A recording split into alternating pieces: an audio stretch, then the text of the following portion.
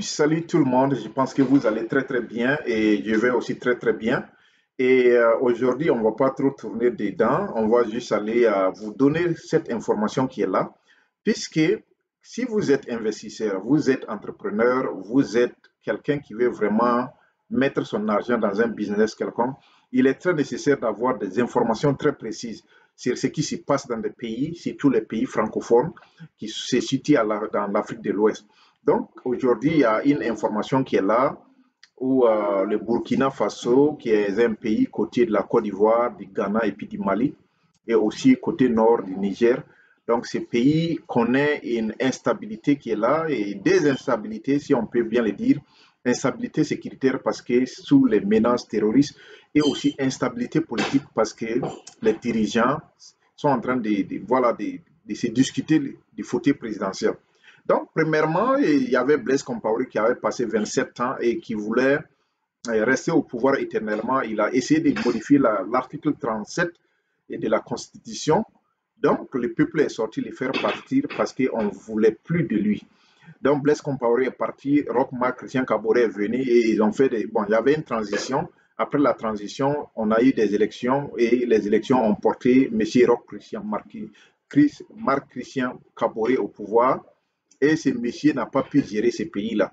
Parce que quand il est venu au pouvoir, le terrorisme a commencé à avoir une certaine envergure, pas possible. Donc, et il a fait son premier mandat, deuxième mandat qui n'a pas pu finir. Donc, il a été sauté par le nommé. Et, bon, il a été sauté par l'autre là, le général Djendjiré, ce qui n'a pas marché parce que le peuple est sorti, interdit Djendjiré. Donc après ça, il y avait l'autre colonel qui est actuellement au Canada. Après ce colonel, donc Roch est parvenu pacifiquement au pouvoir. Et après Roch, parce que Roch ne pouvait pas gérer ce pays-là à cause des solutions qu'il n'a pas pu apporter pour pouvoir freiner ce terrorisme-là. Donc dans son deuxième mandat, il a été sauté par le lieutenant-colonel Damiba. Damiba est venu au pouvoir et les gens pensaient vraiment, puisqu'il est venu au pouvoir devant un peuple, le peuple là était très calme. Ça a surpris tout le monde le fait de voir que les Burkinabés ont été tellement très calmes sur l'arrivée de Damiba parce que les gens se prêtaient attention. D'autres se disaient que c'était un envoyé de la France. Donc, il y avait une méfiance. Le peuple se méfiait un peu de Damiba parce que les gens se sentaient que ces gars-là, certainement que c'est la France qui l'y a positionné, vu les cas du Mali, les cas de la Guinée et d'autres cas, en tout cas, qui sont en train de se propager. Donc, la France est précipitée venir mettre Damiba au pouvoir. Donc, le peuple est resté calme. Mais dans les couloirs, là, les gens n'étaient pas contents. Le fait que Damiba est venu parce que son slogan était d'arrêter ces terrorismes-là et pouvoir récupérer les territoires qui ont été conquis par les terroristes-là, voilà, pouvoir ramener ces territoires-là, voilà, sous gouvernance. Mais il n'a pas pu. Il y avait un désastre, une catastrophe, désastre total. Puisque, bon, quand vous voyez sa dernière sortie aux Nations Unies, il est reparti au pays sous vitesse parce que tout simplement le pays était attaqué. Donc c'est selon les informations qu'on a eues de ce pays-là, qui est un pays côtier. Donc, et le fait que les problèmes là s'accumulaient, les terroristes gagnaient des territoires alors que les gars, il s'est dit qu'il est venu pour lutter contre les terroristes. Premièrement, quand vous-même, vous le voyez, il était venu avec une uniforme militaire. Donc, il s'habillait comme Assimi Goïta du Mali. Mais tout d'un coup, les gars, il a enlevé l'uniforme jeté et puis il a commencé maintenant à s'habiller avec des vestes. Voilà, commencé à goûter sur les fauteuils présidentiels. Et les problèmes là, on n'arrivait pas à résoudre ces problèmes. Donc, les peuples n'étaient pas contents, les gens ont commencé à voilà, gronder. Mais avant ça aussi, il y avait un autre colonel qui était emprisonné, que les gens pensaient que ces gars-là, c'était un pro-russe. C'était un pro-russe. Voilà, le colonel Zungrana qui était emprisonné et la population demandait à ce qu'on le libère, puisqu'on ne pouvait pas comprendre comment se fait-il que le pays est en guerre et actuellement au Burkina, beaucoup de colonels et des généraux sont emprisonnés, alors que c'est eux qui supposent donner la solution à ces pays-là, donc, et ils se trouvent dans des prisons au lieu d'être dans des centres de bataille. Donc, la population voulait que, bon, la libération des Zongrana. Donc, aujourd'hui, on s'est réveillé, on a trouvé que la situation est vraiment tendue, la situation est très tendue. Donc, pour ne pas trop rentrer en profondeur, parce que personnellement, nous-mêmes, on ne sait pas ce qui se passe. On est en train d'avoir des informations de nos frères qui sont au Burkina. Donc, on ne sait pas ce qui se passe, mais on va juste vous dire si les informations que nous avons. On a eu des hélicoptères, on a eu des avions qui sont allés livrer des soldats. Voilà, comment on dit ça, les soldats sont sautés et les airborne, voilà, avec des parachutes, et ils sont sautés à l'aéroport de Bobo Dioulasso. Donc, on ne sait pas, les gens, selon les dires, on dit que ce sont des Watner, voilà, ce sont des mercenaires et des messieurs Ouattara qui viennent de la Côte d'Ivoire. Donc, les gens disent que ce sont des mercenaires qui ont quitté la Côte d'Ivoire, comme ce qui s'est passé au Mali. Et aussi, les gens ont ajouté qu'il y avait des mercenaires français dedans, donc supposés des Barkhane, voilà, des mercenaires français qui sont dedans.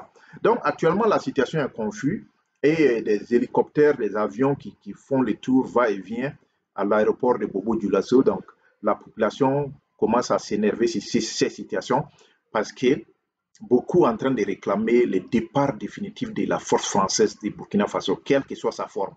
Donc, alors que quand vous remarquez ces manifestations-là, ces manifestants-là, beaucoup ont des drapeaux russes et ils ont pris les antennes de la ville, donc beaucoup sont en train de vouloir avoir un partenariat gagnant-gagnant avec la Russie pour pouvoir en découdre avec ces problèmes de terrorisme.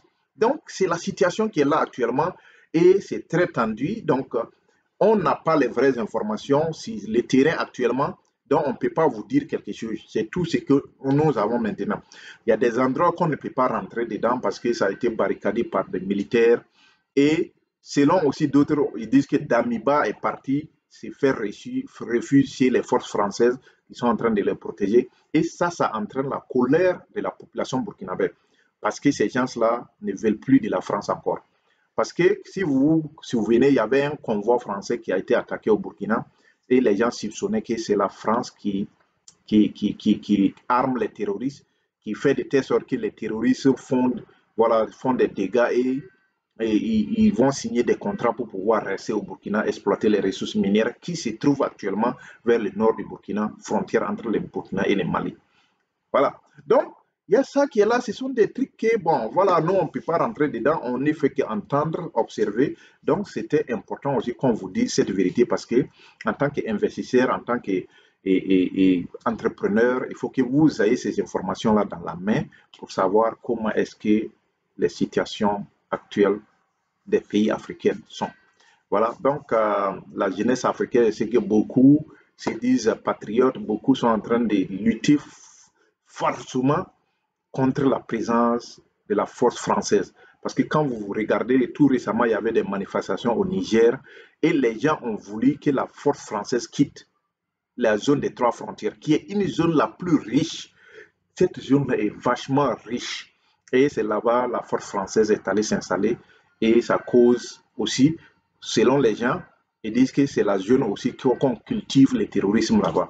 Donc, ce sont des informations qui sont venues, donc on ne sait pas ce qui se passe là-bas. Donc, les gens ne sont pas contents, du tout contents, surtout la gestion aussi du Niger, où l'uranium, là, la France, là, exploite l'uranium alors que le Mali et le Niger est très pauvre.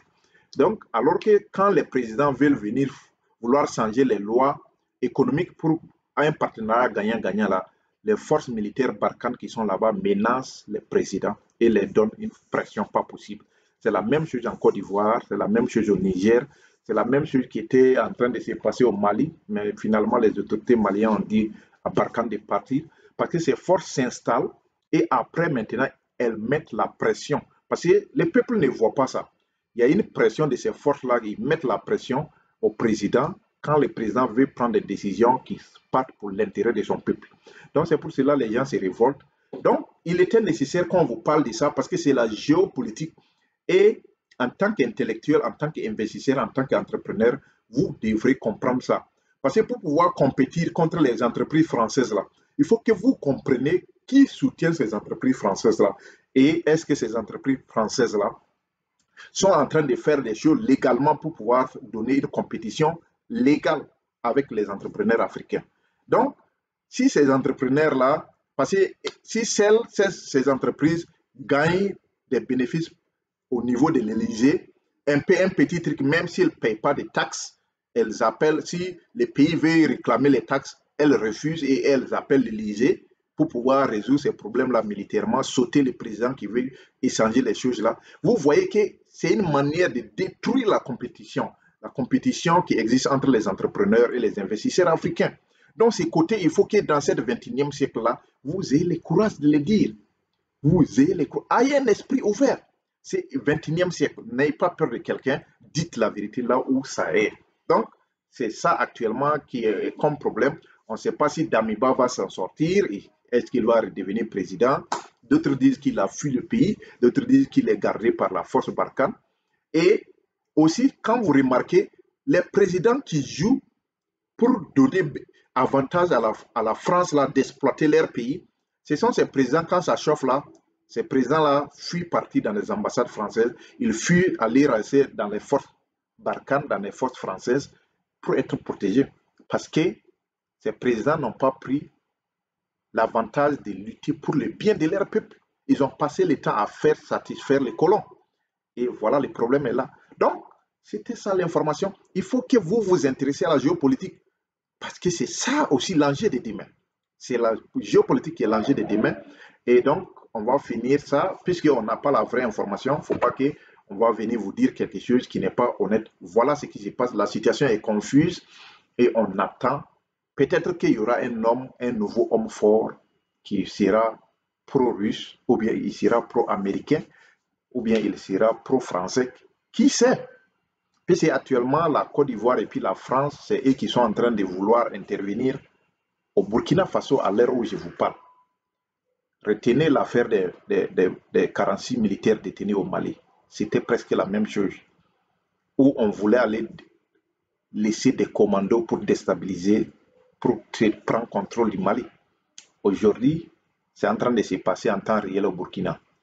Donc, ça vous donne une vision sur pourquoi est-ce que Assimi Goïta ne veut pas libérer ces 46 militaires. À retenir. Retenez ça bien. Donc, on va finir cette vidéo. Abonnez-vous massivement parce qu'actuellement, nous allons vous donner des informations de géopolitique. Terre à terre. Terre à terre pour que tout le monde comprenne la géopolitique. C'est très important parce que l'État français est en train de financer à coups de milliards les citoyens français pour faire le travail que je suis en train de faire actuellement. Mais vous aussi, vous pouvez le faire pour défendre les nations africaines. Faites-le, dites la vérité, ce qui se passe en temps réel. Et ça va vous aider, ça va aider votre pays, ça va aider votre continent, ça va aider votre jeunesse. C'est ça l'Afrique a besoin dans ce 21e siècle. Ne restez pas enfermés, ne restez pas passer du temps dans des sujets qui n'ont pas de sens. Parlez des vraies choses. La survie de l'Afrique dépend de vous. Mais si vous n'avez pas le temps pour ça, vous passez votre temps à danser, chanter, alors qu'on est en train d'exploiter vos ressources minières illégalement. Ça ne doit pas se faire en ce 21e siècle. J'ai fini. Donc, abonnez-vous massivement pour avoir les vraies informations de la géopolitique. C'est très important. Merci et passez une bonne journée. Bye bye.